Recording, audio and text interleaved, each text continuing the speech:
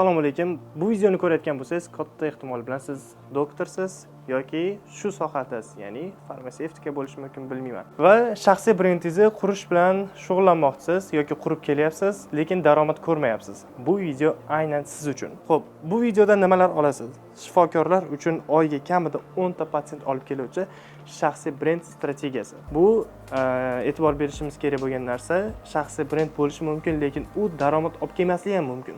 Prosta video, trendy videolardan hech qanaqa daromad kelmaydi. U uchun sizga aniq bo'lgan strategiya kerak. Hozir shu strategiyam ichidagi bitta varonkani tushuntirib o'taman. Bu degani 10 dan 1 qismi xolos. Demak, bu video kimlar uchun? Qisman shaxsiy brendi bor, videolar joylab turibdi, ekspertlikni ochgan, shaxsiy brenddan qanaqadir obunachilar ham bo'lishi mumkin. 2000 ta, 10 mingta, 15 mingta, lekin undan daromad ko'rmayapti. Ya'ni u shaxsiy brend foyda keltirmayapti. Demak, bu noto'g'ri qurilgan shaxsiy brend. Hozir men sizga to'g'ri qurilgan shaxsiy brenddan bir parchasini ko'rsataman. Bu varonka albatta sizga foydali bo'ladi. Birinchi qadam, Reelsda ko'rishingiz mumkin bo'lgan narsa juda ham 30 sekund, 40 sekund ichida tushuntirib berganman. Bu videoda xuddi shu narsani kengroq, batafsilroq bo'lib tushunib olamiz birgalikda inshaalloh. Xo'p, birinchi qadamimiz nimadan iborat? Bitta video tayyorlaymiz. YouTube uchun bo'lishi kerak bu narsa. Kamida yarim soat, 40 minut farqi yo'q. O'zingiz muammolaringizni chiroyli qilib yetkazib bergunizcha. U video nima haqida bo'lishi kerak? O'zingizni auditoriyangizni og'riqlari haqida. Ya'ni misol uchun bu narsani Reelsda ham ko'rib chiqqanmiz.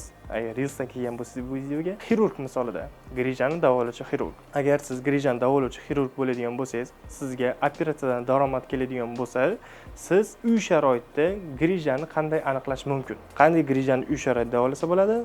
Qanday grijani operatsiya qildirish kerak? Grijaga oid yana qanaqa qiziqarli mavzu bo'lishi mumkin? Bu sohada ko'proq siz yuribsiz, buni siz analiz qilishingiz kerak. Misol uchun grijani turnik tuzatadimi? Omma orasidagi eng aktual savollaringizni yig'ib turib, misol uchun har kuni sizga mijozlar keladi. Ya'ni mijozlar deganda patsientlar keladi. Patsientlar kelib turib, sizdan uni so'raydi, buni so'raydi. O'sha eng aktual so'ralayotgan savollarga bu videoyingizda javob bo'lishi kerak. Tak что maqsadli auditoriyangizni prям og'irg'iga yetib borish kerak. Xo'p. Buni oxirida, ya'ni videoni oxirida siz aytasizki, hamma savollarga javob berdingiz. Videoni oxirida agar sizda shu muammolar kuzatilayotgan bo'lsa, deb turib silka berasiz. Shu havola orqali anketadan o'ting. Men sizga bepul konsultatsiya beraman. U konsultatsiyam orqali siz misol uchun hamma savollaringizga yechim olishingiz mumkin bo'ladi. U endi konsultatsiyaga kelgandan keyin gaplashib turib, uni operatsiya qilish kerak bo'ladigan bo'lsa, grijasini u yoqda keyin siz bemorlarni birma-bir tortsangiz bo'ladi. Ya'ni nimadir taklif qilyapsiz, konsultatsiya, ya'ni 10 dan 1 ni taklif qilyapsiz, operatsiya 9 ni olyapsiz. Shunaqa narsa. Keyingi qadamimiz nimadan iborat? Endi bu YouTube video uchun Instagram orqali auditoriyani to'playmiz. Ya'ni bu qanaqa bo'ladi? O'zi Instagramdan ko'p narsa sotib bo'lmaydi. Nimaga desangiz, u 30 sekund, 40 sekund, maksimum borgani 1 minutlik video bo'ladi. 1 minutlik videoda odamlar sizga to'liqonli ishona olmaydi. Chunki sizni ekspertligingizni 1 minutlik video ochib bermaydi. Qachonki ular siz bilan yarim soat, 40 minut ekranda oldida turib gaplashib, siz bilan suhbatlashganda sizga bo'lgan ishonch hosil bo'ladi. Nimani orqasidan? Ekspertligingiz biladi, uzoq vaqt siz bilan gaplashadi. Sizni misol uchun qanaqa mutaxassisligingizni biladi. Bundan keyin bemalol o'zining sog'lig'ini ham qo'lingizga ishonib topshirish mumkin. Hatto 30 sekundlik video ko'rib turib, men grijani davolayman, davay menga kelinglar deydigan bo'lsangiz, bu bo'yicha ishlamasligi mumkin. O'zi kim bu, nima bu, nimaga butun boshli operatsiyada bu qanaqadir ko'chadan non sotib olish emas. U operatsiya qilinmoqchi, ya'ni hayotini sizga ishonib topshiryapti. Shu uchun bu borada sizga bo'lgan katta ishonch kerak. Ya'ni Reelslar bizga bu sotuvchi video hisoblanadi. Hozirgi YouTube videomiz sotuvchi video uchun auditoriyani olib kirish kerak. Ya'ni mayda Reelslar. Misol uchun YouTube'dagi nechta muammo bo'ladigan bo'lsa, har bittasiga bittadan Reels tayyorlaysiz. Masalan, nima bo'lishi mumkin? Uy sharoitida grijani qanday aniqlasa bo'ladi? Bu bo'yicha batafsil video tayyorladim. Plus qoldirsang, masalan, bepulga tashlab beraman. Bo'ldi, plus qoldiradi, ham sizga auditoriya qiladi, chat place ulagan holda. Ham unga o'sha sotuvchi videoyingizni taqdim etsangiz bo'ladi bu orqali. O'sha videolar mayda har bitta mavzuga Reels ishlaysiz, Reelslar sizga sotuvchi videosiga auditoriyani haydab berib turadi. Auditoriya endi grijasi bor odam albatta bunga o'tadi. oddiy odamni ko'rib turib men grija bo'lsa kerak deb turib o'tib olmasa kerak. Katta ehtimol bilan bu muammosi bor odam o'tadi. Endi YouTube'ga o'tgandan keyin siz polni tushuntiryapsiz, bu nima qilish kerak, mana sekvestrlangan grijam, bu sekvestrlanmagan, buni uyda davolasa bo'ladi, buni uyda davolasa bo'lmaydi, hammasini o'tida tushuntiryapsiz.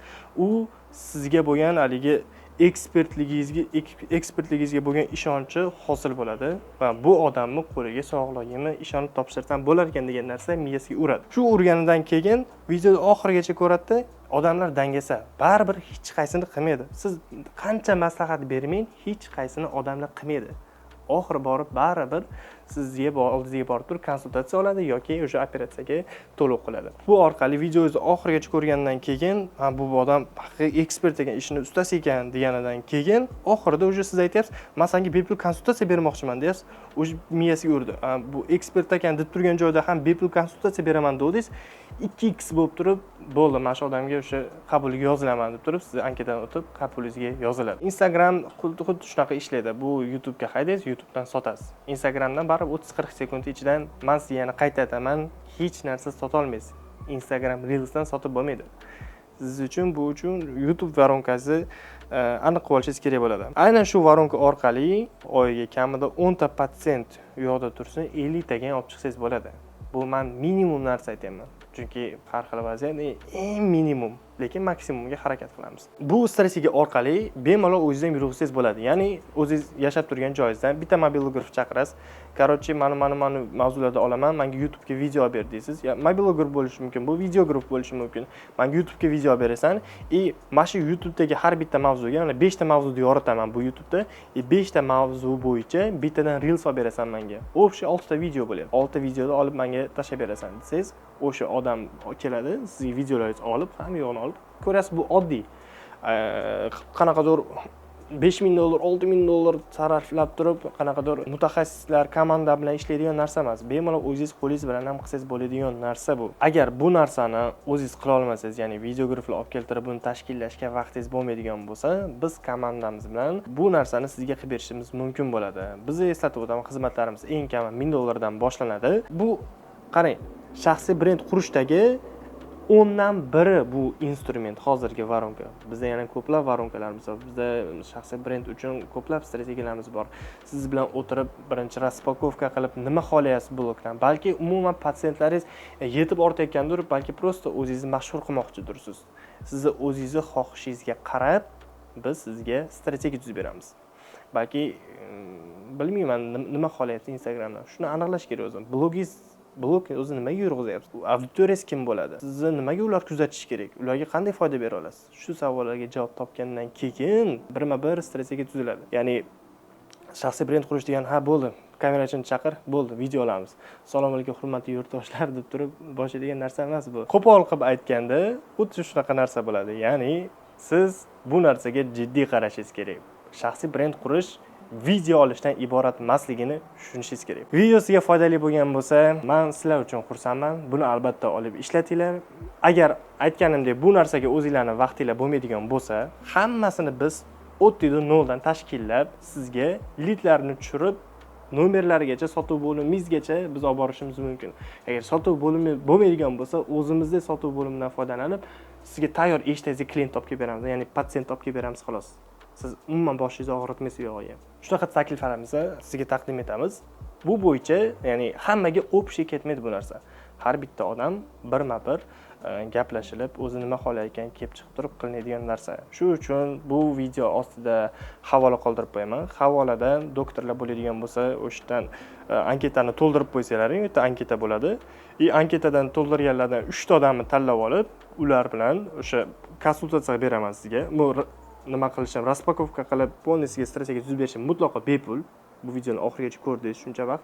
Rahmat siz uchun avvalo bu uchun. Sizga bu strategiya tuzib berishimni mutlaqo bepulga beraman. Tuzib bergandan keyin xohlasangiz o'zingiz videograf chaqirib turib, o'zingiz ham qilsangiz bo'ladi. Xohlasangiz bizga topshirsangiz, garantiyalangan biz sizga shu narsani qilib beramiz. Takshi doktor bo'ladigan bo'lsangiz, hozirroq pastdagi tugmani bosib turib, mana shu havola qoldiramiz anketani to'ldirib qo'ying. Bulardan atigi 3 ta odam tanlab olaman. Hammaga rahmat.